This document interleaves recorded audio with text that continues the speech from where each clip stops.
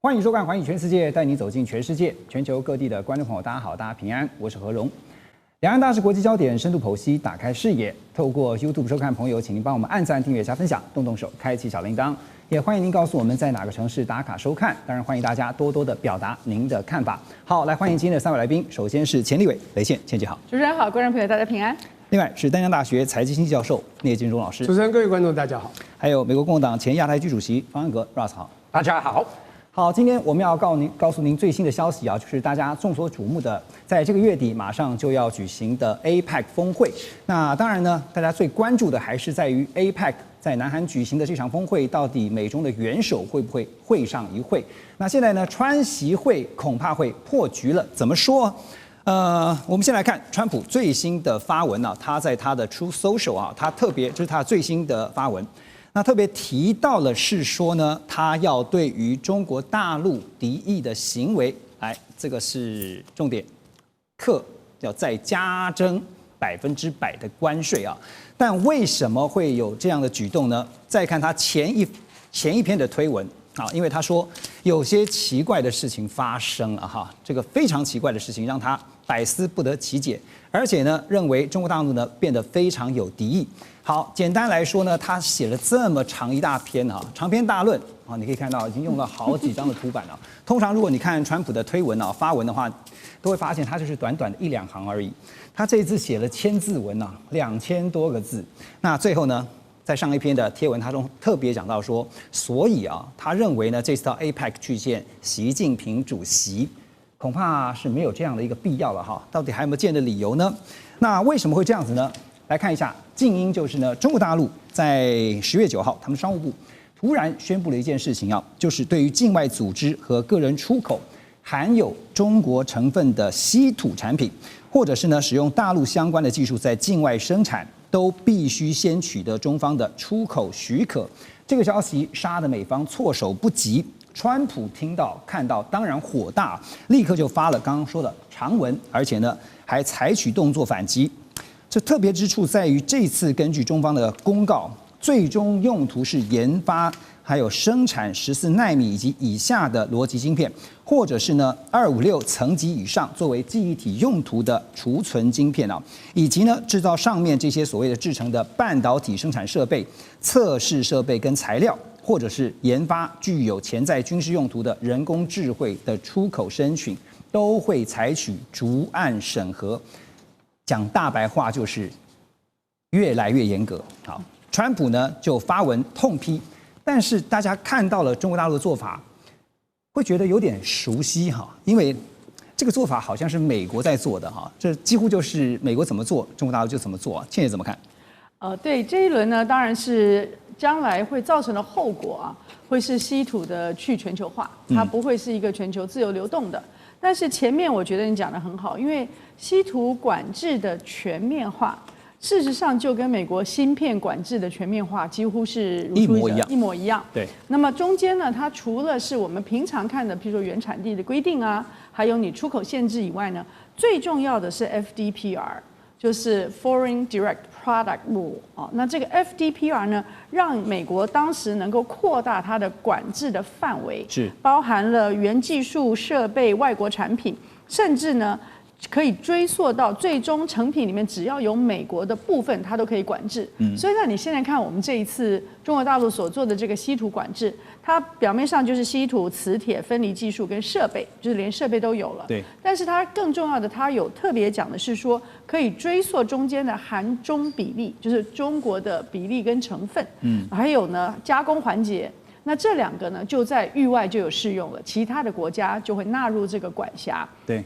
所以，如果我们像你刚刚讲的，我们回溯一下呢，我认为中国大陆大部分都是在做的工作是叫做反制，就是当初你用晶片卡脖子的时候，我用这个来回击。那光是最近一段日子你所看到的，美国要增加关税的同一时间，美国的股市就大跌了。因为大家都知道呢，如果按照这个方向继续走的话，是美国的企业会丧失中国的市场。是所以说对于美国企业的影响是非常大。但之前还是有很多东西啊，譬如说14号就要开始的港口税，你要征，那我就对等的征，就是对等，这是在 WTO 的规定里面是可以的。所以港口税美国要做，那中国大陆也要做。所以很多东西你看到有点像是桌球或者是那个网球，对，不是乒乓球呢，就是网球，就是你来我往，已经越来越快。原来我们看到的是围棋。就是大大的大范围在棋局里面的布局，可是现在已经进入了你来我往，你来我往，快要到收官的时候。所以第一个就是14号的港口。那另外呢，同一时间你有看到说最重要的铁矿可以不用美元结算。那么如果说很多的重要原材料、原物料不用美元结算，那当然在美元结算的这个世界里面呢，它的掌控力就会减少。今天中国大陆跟美国的交易只有10%了，对，可是其他的国家跟美元还有很大的交易，所以说不用美元结算这件事情，我觉得也是一个 domino， 就是多米诺的骨牌，它有一个骨牌效应，接下来会产生效应哈，就会产生效应。如果澳洲可以，那别的国家为什么不可以？好，那另外还有譬如说，光是在稀土这个地方。美国运用澳洲跟马来西亚一直做了很多的布局，可是中国大陆马上就跟进了，所以中国大陆现在跟安华也在马来西亚布局，所以你在每一个场域中间都是你来我往，而且非常快了。从中国大陆的角度来思考的话，为什么比照办理是不行的哈？对啊，因为你卡我晶片，我不能够卡你的稀土嘛。对，所以我把它称为稀土管制芯片化啊，就是说美国芯片用的这些方式或者是晶片芯片。那么现在呢，中国大陆就是用来做稀土，主要的原则就是 FDPR。这 FDPR 一旦做下去了以后，它可以扩大它的管制范围，就好像现在在所有的芯片中间，从原材料、从光科技、从每一项都在美国的管制范围中，甚至呢，你包含了用了美国的技术。那现在中国大陆在稀土这边有说，如果是韩中的比例或者是加工环节，也是在管制范围之内，所以。在美国的智库都说你把稀土武器化，但是我觉得我们应该要考虑到全世界先把贸易武器化的是哪一个国家呢？对，而且从川普的发文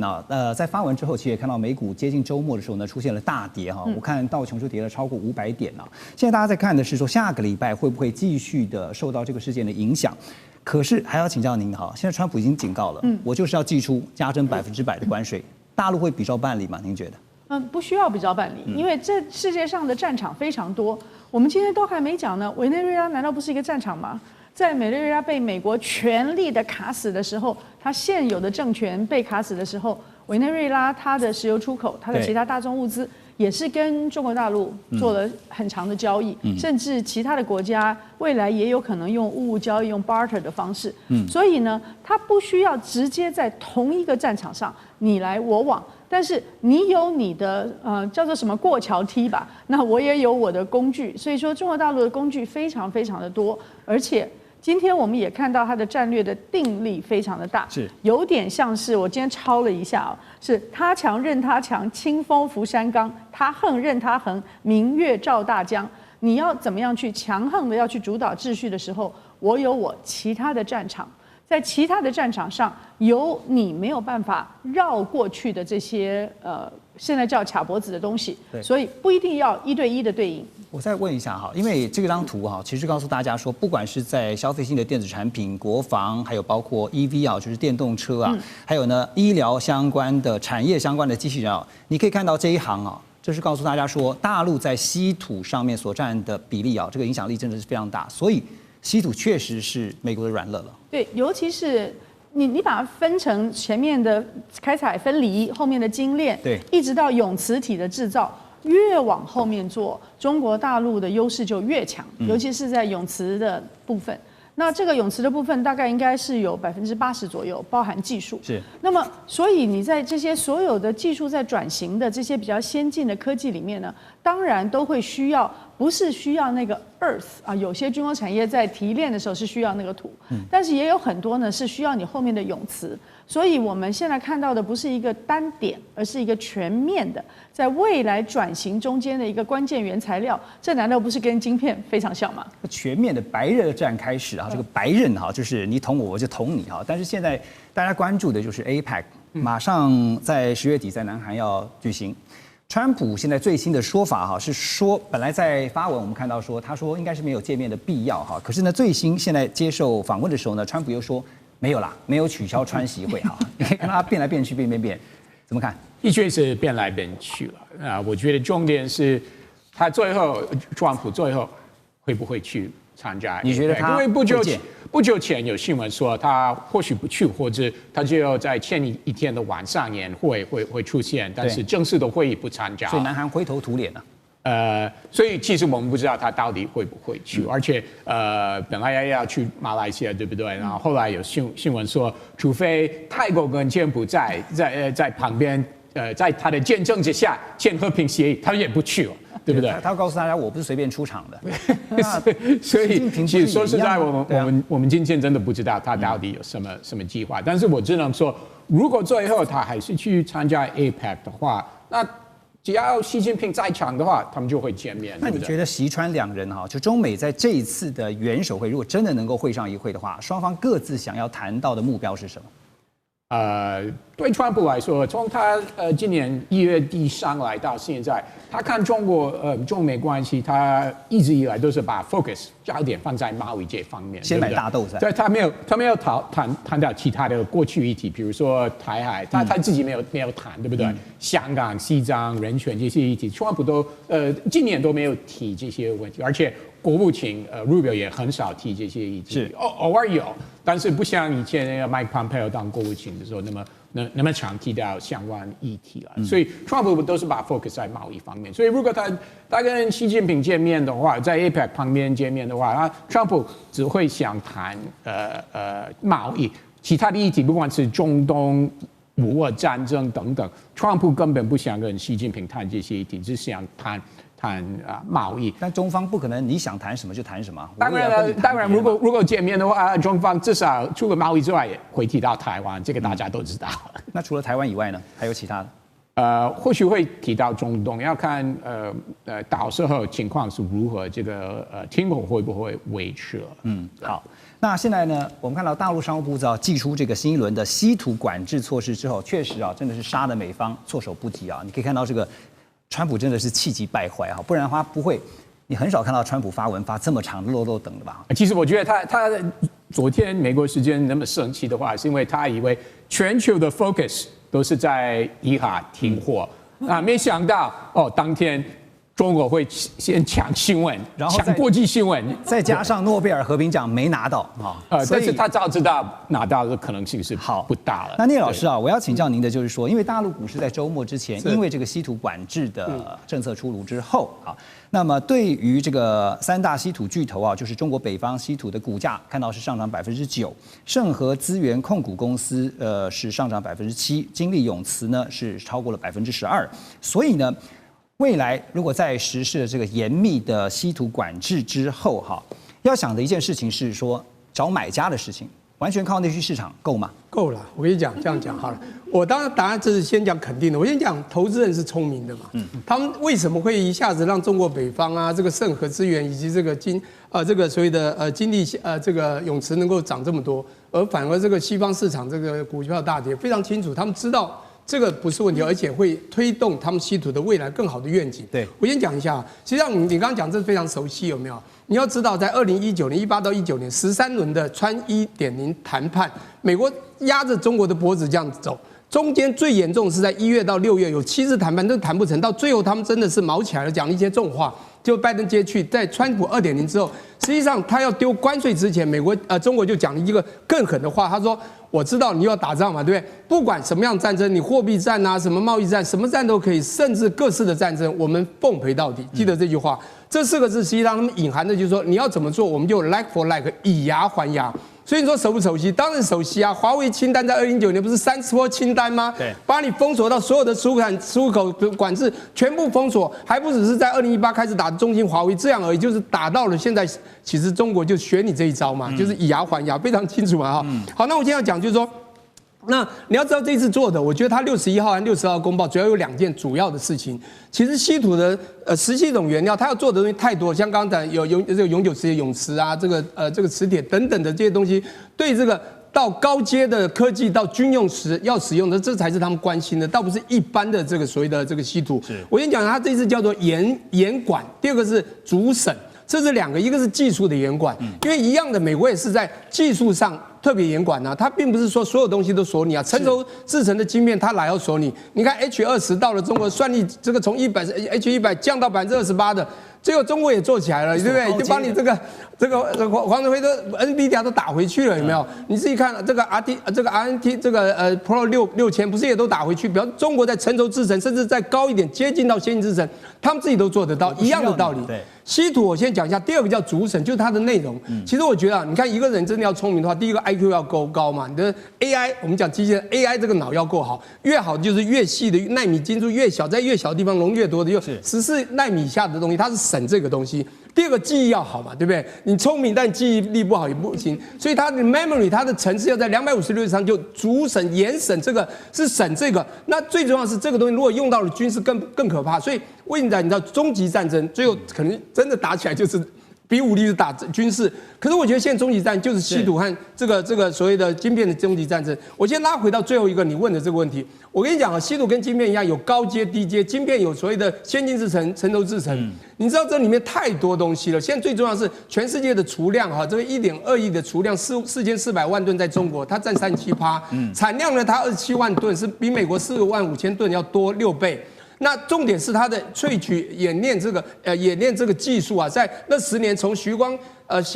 宪和他的这个夫人嘛高霞霞研究出来这个所谓的萃取分离技术之后，这个技术啊，就像你黄金要萃取到99.9%，那不是那么容易啊。它的技术已经控制到全球的90%嘛，所以美国怕的是这个，所以它严管是这个东西嘛。那你说它怎么会卖不出去？它成熟一般我们讲低阶的这种民用的，其实大家需要的，它一样这个市场会很大啊，所以股票会涨啊。但是这种高阶的却需要的，我跟你讲是很大到你可能做不出这么多就跟晶片一样啊。台积电全世界强，所以他怎么会担心呢？所以这个答案是肯定的，因此投资人是聪明的。所以这次啊，真的川普也是实际感受到了哈，这西方有句话说以牙还牙，以眼还眼嘛。不过中国也有一句话是以其人之道还治其人之身。休息一下，马上回来。2025全球局势必须关注，中美赛局牵动地缘风险，连带影响台海两岸未来。环宇全世界，关心全世界，权威分析，专业观察，客观立场。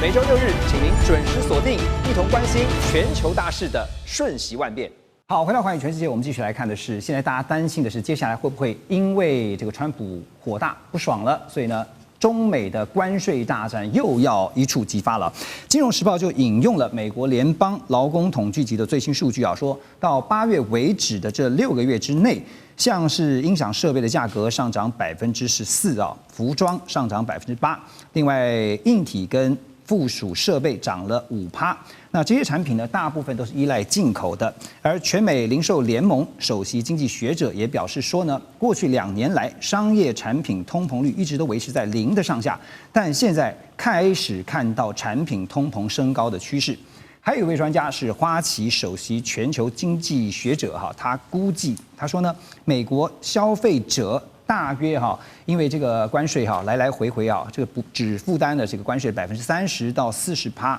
那另外的2/3呢是由企业来负担，但是未来几个月恐怕消费者的承担比率要提高到60%了。好，现在这个又来了所以我想说，什么关税大战又要打了因为2.0这个川普2.0以来呢，你可以发现其实呢来来回回，先前的喊话竟然喊到了都超过100%，那现在又来了这个100%又回来了。所以呢，我要问倩姐的是说，如果真的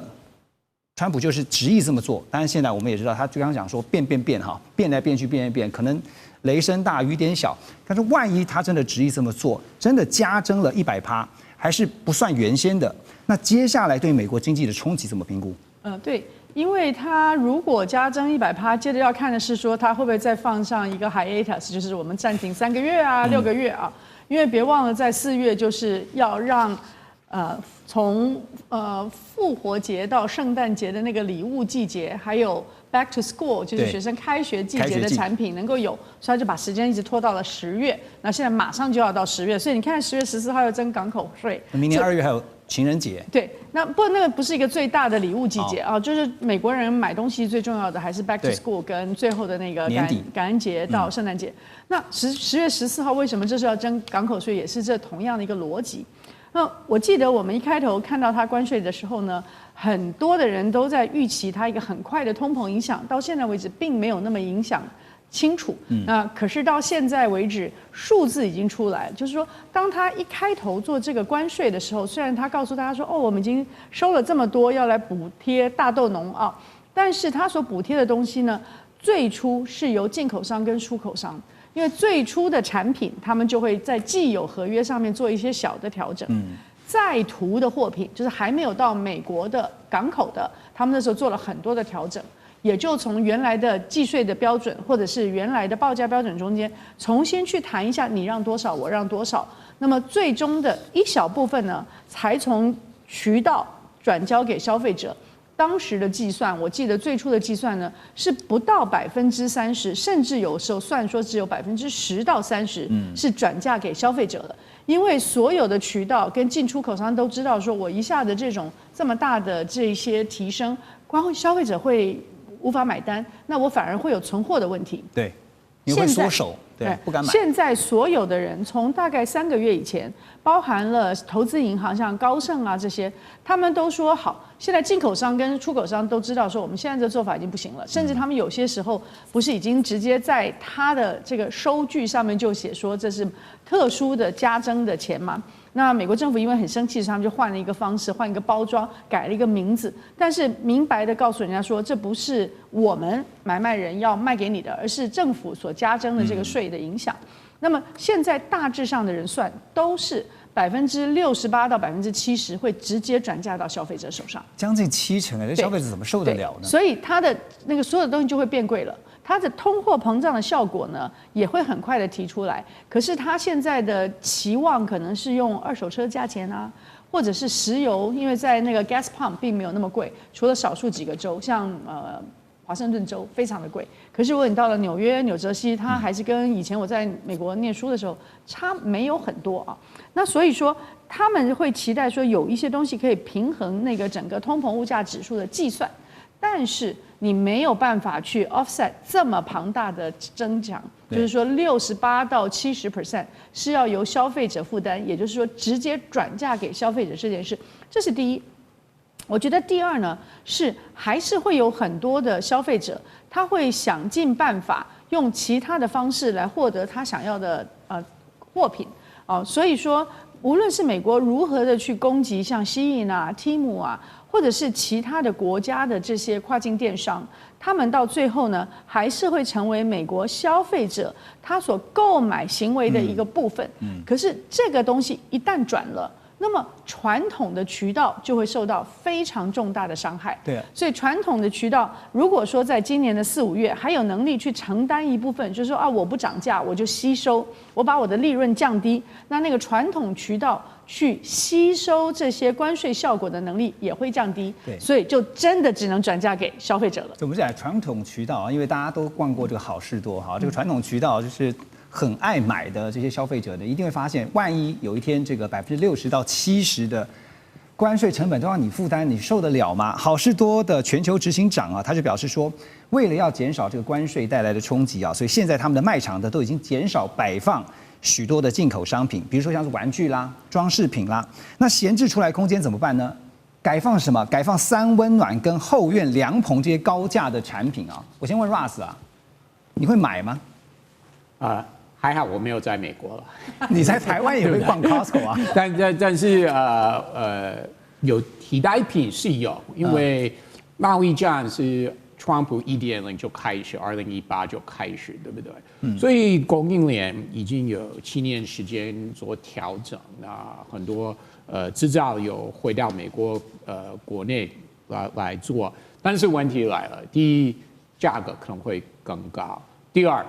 选择会没有以前那么多，因为以前好事多可以进口几个不同品牌，那消费者可以选。那或许以后你去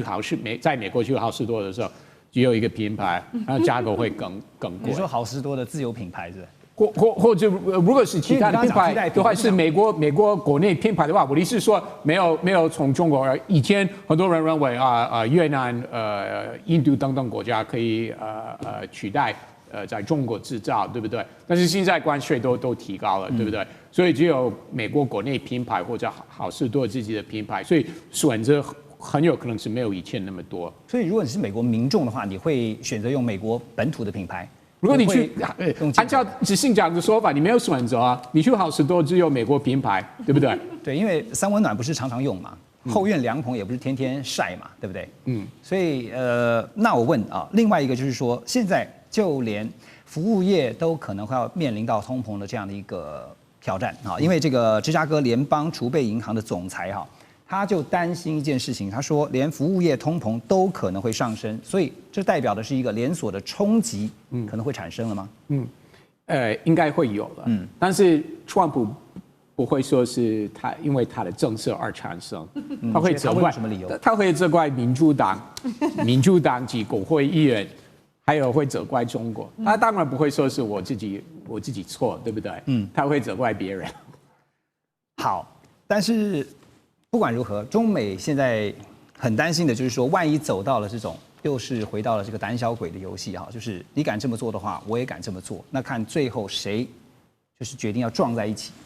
美国贸易代表署哈，他们最近也根据一份海事301的调查报告，因此启动了第一阶段，刚好特别提到港口费征收的措施啊，因为依据规定呢，这个停靠在美国港口的外国船舶啊，会分成3类来征收港口费。比如说，中国大陆建造、中国企业经营，每进吨位要收费50美元。那未来3年每年还要调涨30美元。另外一类呢是中国建造非中国企业经营啊，这个就不同了，就每进吨位呢收费18美元。但未来3年呢每年调涨5美元。还有第3类呢，就是如果由中国大陆航运企业经营同样规模跟来源的船舶，每次航行呢要缴高达420万美元的港口费哈。我觉得川普政府大概是想怎么样能够捞到钱就往哪里去找，这样找钱的方式。所以聂老师，船运的这个运费通常都是国际贸易我们在学的时候其实是非常重要的组成部分啊。但是如果调高了港口费，会不会因此而逼得使得中国大陆对美的贸易额再度的往下调？因为现在已经不高了。答案当然是 yes， 肯定的嘛。对啊，我先讲一下，你刚刚讲对了一个，川普是什么人？他就是狂妄自信的一个重利的商人嘛。他就是一个商人，那还有什么好讲？他写过《交易的艺术》，在1987年，里面就告诉大家，就是 attack 再 attack， 反正不管怎么吓人家就对了。台积电1000亿怎么过去的？100%嘛，不是吗？在我们那个4月2号之前不就讲100%才过去嘛？魏哲家在白宫跟他的董事开了会，遥控就1000亿了，对不对？后来他又想要说，后来不是又喊出一个100%吗？其他的什么20%、15%都不是重点，他今天是随便喊价的，他的价钱的高低都不是重点，就是告诉你我要你怎么做，你就听我的，否则我跟你讲，我拳头很大，我可以打你。好，那不管怎么说，他的确都是用金钱考量。那我的意思说，他们的中美贸易当然还是会下降。我先讲一下哈，我们刚刚讲到的稀土晶片是可能终极战争，这是科技。可是 bottom line 就是经济民生还是很重要。对，你自己看哈，美国打了非常多的关税战也好，或者里面他当时的贸易赤字3000多亿啊，在1.0版的时候，后来当中国有示威一些，那变成赤字是2000多亿。但不管怎么说，美国还继续打它，打到你今天都没有赤字的时候，是你怎么打？不管怎么说，现在中国还是买家嘛，还是卖家，美国还是买家。全世界大部分这个都知道，美国就是大买家，他才能丢关税，他不是买家丢关税，这个吓谁啊？对不对哈？但重点来了，中国也有招式啊！你每次打我关税或打这个，中国就可以做很多啊。现在中国做了一个招，不是在前几阵子做的吗？你大豆你生产全世界31%，我就是为了要跟你友好，这个减少你的赤字，所以向你买，你卖的又比人家巴西贵，我干嘛向你买？因为这我们的互相的这个 reciprocal 嘛，互惠嘛。结果你的护卫跟我护卫不一样，所以我干脆去向巴西买嘛，人家生产38%又比你便宜，而且呢我还可以拉近关系，而且南美洲还有一个国家，阿根廷有13%，加起来51%，我就向他们买，就不像你买5个月没有进一颗大豆，你说美国怎么办？所以他的红州哦，这种农民州都是要选川普的人，不是就慌了吗？我觉得现在是一个很奇怪，就是上层就打科技战，现在打经济战，这打到最后呢，当然你说贸易，当然就是两边。我们刚刚讲孤立主义，这个4月5号不是川普在经济学人被有一个画刊说他自己在割一个地图嘛，割这个美国嘛，割到最后他自己孤立不就掉下去了吗？所以我觉得这个东西就是贸易真的会下降。不过我觉得商品下降的冲击是什么？您觉得？我今天讲一下，商品有很多，你说冲击到什么商品吗？是商品贸易额整个下降之后，对美国整体经济。好，那我今天讲，所有的商品有分类的，这有所谓我们学经济学所谓的这个产品的价格弹性嘛。你今天讲说需求产品的价格弹性是，如果它低的话，我跟你讲，买家他一定要自己买单啊。那供给的价格弹性如果高的话，买家也要买单啊。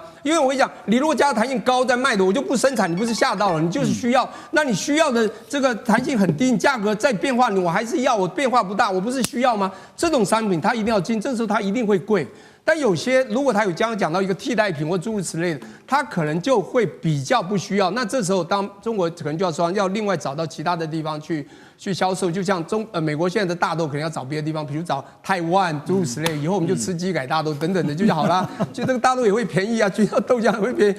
反正就是这样子。我觉得贸易一定会下降。那至于是什么样的商品，真是要看这个所有的商品不一样，它就是民生你的这个需求弹性的高低，然后来决定是买家买单，还是如果是这个供给的这个价弹性低的话，那是要卖家买单哦，就是它可能就是必须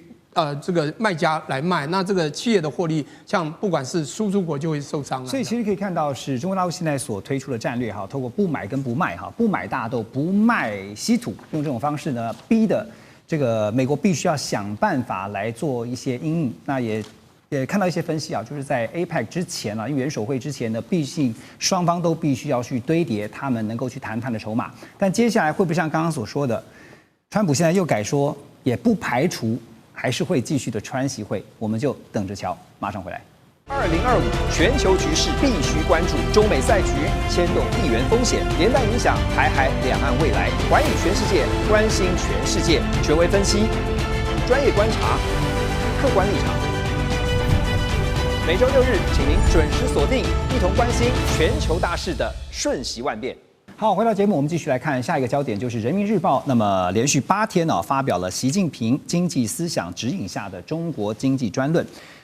特别看到中财文这个名字，它其实是人民日报评论部长期在使用的一个集体笔名，有点像是我们报社这边的总主笔的概念是一样的。那主要呢发表重要的评论文章，特别是关于党建、还有思想理论以及政治方向的重要稿件，所以呢每次一出来的时候呢，会特别引发关注。那文章当中呢，这次看到有部分呢是为了要坚定各界对中国大陆经济的信心，当然也有部分呢直指当前中国大陆经济面临的挑战，比如说像是外部的环境不确定性逐渐的上升，保护主义、单边主义盛行，还有包括刚刚提到的美国滥用关税来削弱世界经济增长的动能。那在国内呢，则是看到了中国大陆国内的大循环存在着卡点跟凸点。那么还有包括一些企业经营困难，地方财政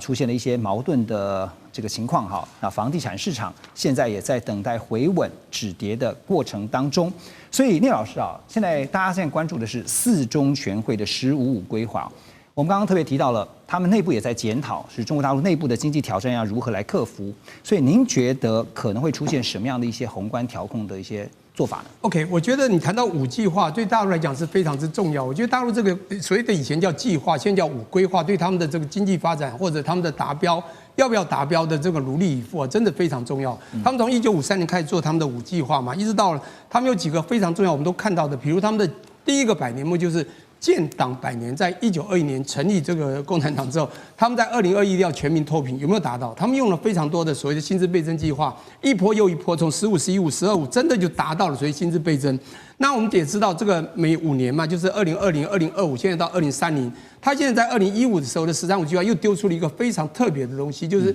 那时候文稿写了一个中国制造2015写的2025，它是3步走，25、35、45。25要达到什么呢？要达到世界的所谓制造强国，但是到2535就不得了了，它要达到一个叫做全民建造社会主义的现代化强国，也就是说，它跟美国绝对不会是输美国。但2045就更可怕了，它就要世界第一强国。所以第一制造国，他的想法就是他的1949年到2049年建政100年，好，或者叫建国100年，要号称世界第一嘛。当然，我们不要讲第3个，可能是建军嘛，党政军，那就是2027了，那对台湾就有关系了。这个我们就注意一下。但我讲这200年中，它在一步一步达到的时候，它里面有非常多的计划。但刚刚也碰到了疫情，在那一段时间，2020到2023，中国受到很大的重创，它的丰容所过，你说对也对，错也错。造成它的经济是下滑，而且在2020，它的3道防线的对房地产说是房子是用来住的，这个人的确打到了恒大、碧桂园，全部一系列打到很惨。那中国的经济在很多外人看，真的很多报道是真的不好，房地产不好，整个经济不好，要达标，每次2会要开说5%都不一定达到，不管他数字怎么弄。年轻人躺平，现在那个青年失业真的很严重。不过呢，我会分析中国它的底气是够的，因为讲话它它的外汇存底从这个1兆、2兆、3兆、4兆到2011年3兆、2014年4兆突破到这么多，他们的积蓄已经到达足够的底气。的确，你现在看到经济换有点水池，有点停滞，它水量是够大，所以这个国家要跟它的对手美国来比，刚好相反。那个空洞化的国家，它消费力虽然很高，可它真的很空洞化，这是2回事。所以我讲它的达标计划还是有达到。那你刚刚讲到说你问的是什么样的宏观调整？当然，从我们去收尾所看到的，它很清楚讲说，第一要制造内需，第二要制造生产力，第3呢，它是要提升社会福利。当然这是口号式的，可是我觉得最重要，它里面也强调说，它刚好是一个所谓的过渡期，什么呢？就是刚刚讲达到过渡的所谓的强国叫现代化强国的这个路程。所以它的2025推到2035，那2030到2035就要达到我讲的世界第一，这所谓的首届强国的这个目标是他要走的。因此，当然现在看到，那当然他们的智囊团一定会在这时候一定会想到，现在他们面临到的所谓的美国的这样的一个问题，怎么样向它提升？对，这个您刚刚特别提到中美2国在比底气哈 ，Russ， 美国的底气在哪里？美国的底气因为现在提到的是中国大陆底气是够的。我觉得川普不会认为这个是一个问题啊。怎么说？因为他觉得他的贸易政策是对的，他觉得这个贸易战是必须要做，制造要拉回美国了，不要让那么多便宜的进口商品进来美国了，所以有各式各样的，不管是这个港口费或关税等等。这个是川普从早就说他有这个想法，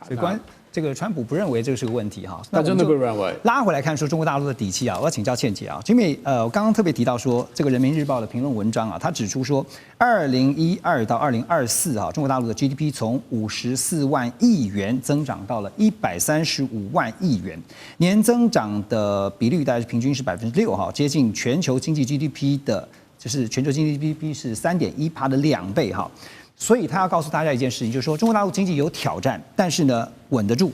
数据归数据啊，但是实际上看得到哪些因素或者做法，让我们看到了中国大陆的经济体质其实是可以 hold 住的。对，我们时常会看2个方向，一个是宏观，一个是微观啊。我知道有很多住在大陆的人，他在微观的自己的经历上面呢，觉得有很多的困境。譬如说刚才说的年轻人躺平啊，有些城市觉得不好。但是你从宏观来看的话呢，从今年2025是“14+5”的收官之年，那2025中国制造的基本的目标全部都达成了啊，而且也达成了刚才聂老师说的4亿人脱贫。我觉得这是一个非常非常重要的成就，因为世界上没有任何其他一个经济发展模式能够让4亿人口脱贫啊。但是这些人4亿人口脱贫了以后，他们下一步要往哪里走？当然就是下一个15+5的挑战。所以从现在往前看的话，刚刚讲了2025是14+5的收官，那接下来你有2030的碳达峰，因为你还有2060的碳中和，你有2035的中国标准。所以我们如果把中国标准当成工业4.0的一个收官的话，你从那边倒回来看，现在要做些什么事情？第一个是你在成长的部分呢，要往新质生产力这边推。那我们现在所有看到的中国大陆的这些作为呢，就是推动什么科技创新和产业升级，是不只是制造业而已，连服务业也是在往这个新质生产力这里推。所以他把他的成长的引擎，最早以前是那个投资拉动，然后后来是出口替代，那现在呢，他在往新质生产力这边推，那是很明确的。第二个就是 reform 啊，它的那些改革还是要继续进行的。那包含了体制的改革，金融还没有对国际全面的开放，还有呢，国内跟国外两个循环中间有很多需要去调整的，包含了刚才讲的房地产。我时常提醒大家，美国发生房地产风暴的时候，就让全世界买单。2008次贷风暴，而中国发生房地产风暴，而且产生了城投，就是城市的财政发生问题的时候，它基本上是用中央下来背债，定向增发，然后去解决，把短债拉长，让它内部去逐渐的吸收，它并没有让全世界的人买单哦。所以最近看到许家印他们家的全球的资产会被追回来，我觉得像这些滥用国家资源去对自己不当独立的人，当然是要用法律去严峻的制裁，但是还有很多其他的建商，他们不见得是像许家印一样，所以我觉得我们还是要把麦子跟稗子要把它分开来。reform 这个部分呢，国内的大循环中间有许许多多需要去继续去改变的地方，包含了他们前段日子所说的城市是人民的城市。要用城市呢，把所有的国家所发展出来的这些福祉呢，能够打到不同的城市去。所以 reform 要做以外，我觉得下面呢就是 opportunity 未来发展，因为前面讲的都是过去，要达到2035中国标准，你在 AI 跟 quantum 一定要做得好。对，那再往前面稍讲一点，2030的碳达峰，你绿色转型跟数位转型要完成，所以未来的第一个5年计划一定是在数位转型那个跟绿色转型地方会大量的运用各种的国家资源，但是同时也要为 AI 跟 quantum 就是量子这个地方去铺垫，才会达成2035的工业4.0的2035中国标准。对，所以这2个阶段每一个都很重要，而中间就会产生新的游戏规则和新的计划。新的机会，所以如果说有些年轻人觉得说他觉得现在经济很卷啊，觉得要在家里躺平的人，一定要再想想，因为你碰到的是一个非常大的机遇 ，AI 的转型跟数位 quantum 绿色的转型呢，都会让中国成为全世界科技的前沿，可以界定未来的标准。对，现在大家在关注的就是说这个4中全会哈，10月20号到23号召开。那特别看到 UBS 他们做了一个预测，他说，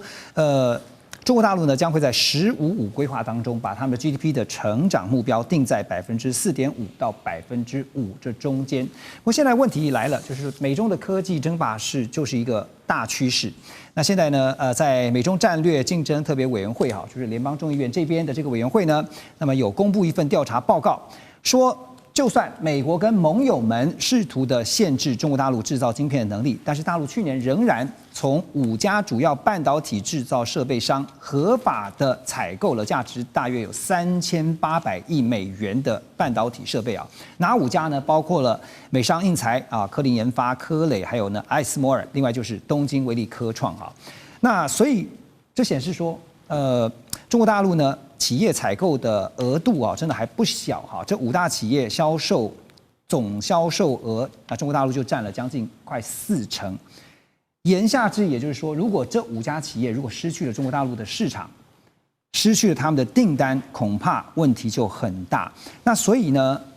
我要问 Russ 的就是，这是不是代表说美方要求盟友来进行一个科技管制？但是实际上，这群盟友他们要面临一个很大的问题，就是掉单，是这样的吗？承受得了吗？这个报告出来之后，当然是引起很多人的关注，不管是半导体相关设备业者，或是美国公安人士、外交、商务部等等人士了。只能说，这份报告出来之后，方向是很明确，那就是美国会再次向盟友，不管是日本、荷兰等等国家，再次施压，加强这个出口控管。那不管是类似的出口控管或者制裁，比如说欧洲或美国制裁俄罗斯，你第一波或第2波的制裁或出口管制，你总是会发现不是很完整，总是会发现还是有漏洞，所以一定会再次管制这些出口到中国去。所以当然这些企业会受到大的影响，但是如果如果问题是会不会以后会有更多的出口管制，一定会有。好，管制会加大，会继续。可是有一个实际的问题，你管制了，你要它不卖中国大陆，它卖给谁？美国国内这个半导体的资产是正在扩大，这个也是事实。买家在哪里？不管是台积电、三星、Intel 等等，他们都在美国有扩大制程，对不对？所以即使失去部分中国的订单，那他们在美国国内还是会有好大的机会。你认为在美国还是会有它的内需市场？还有另外一件事情虽然是跟过去是不一样的说法，但是不管是共和党、民主党谁在执政，谁在白宫，谁当总统，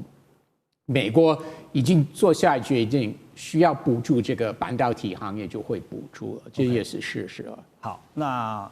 总而言之，其实美国现在意识到有非常多的问题啊，包括等一下我们要回来聊的就是说呢，军方也必须要进行大整顿、大改革。马上回来。2025全球局势必须关注，中美赛局牵动地缘风险，连带影响台海两岸未来。环宇全世界，关心全世界，权威分析，专业观察，客观立场。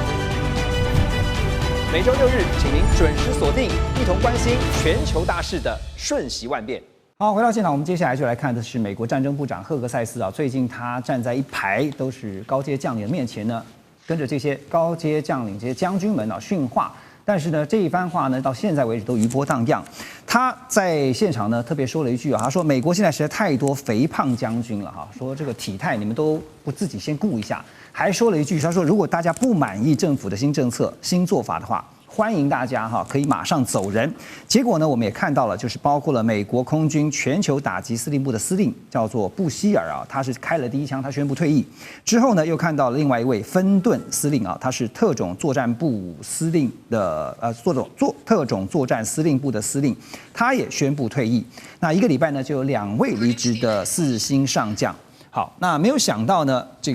件事情还没结束。赫格塞斯最近又突然开除了他们的海军幕僚长，叫哈里森。那《卫报》是报道说，哈里森在上任以后呢，跟今年3月才出任海军部长的费伦合作，要专注在海军政策还有预算部门的全面改革。但是呢，报道也指出呢，他们2个人呢试图限制海军副部长的影响力。这个副部长很重要，因为这个职务呢，在传统上是在军种预算管理发挥很重要的角色。大家知道，到了年底军方已经都开始在争取预算了，所以现在解雇这个，照目前的计划赫格塞斯还有再加上川普的支持，说要解雇超过半数的这个高阶将领，但是这会对于美国原本一直在强调的 military complex 会造成什么样的冲击 ？Ross？